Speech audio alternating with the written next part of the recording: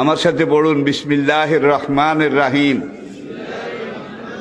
আস্তাগফিরুল্লাহ রব্বি মিন কুল্লি যামবিন ওয়া আতুবু ইলাইহি লা হাওলা ওয়ালা কুওয়াতা ইল্লা বিল্লাহিল আলিয়্যিল আযীম।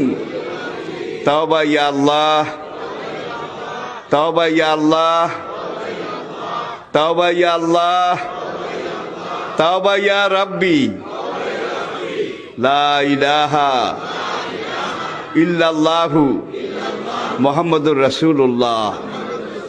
আল্লাহর কসম, পিছনের জীবনে সব গুনাহ আল্লাহ মাফ করে দিয়েছে এই তওবার কারণে, সব মাফ করিয়া লাইছে।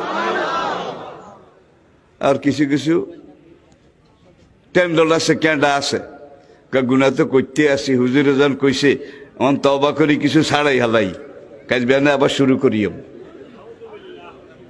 এদের তওবা কবুল হবে না।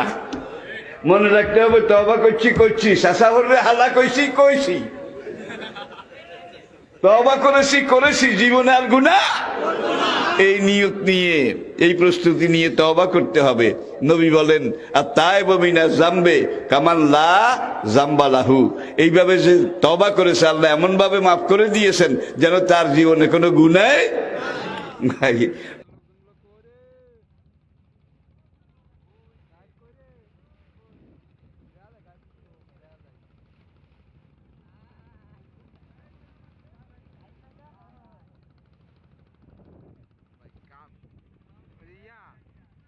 হাসান ভাই, হক ভাই যে ভিডিওগুলো করে ভাই, আপনি করতে পারেন না?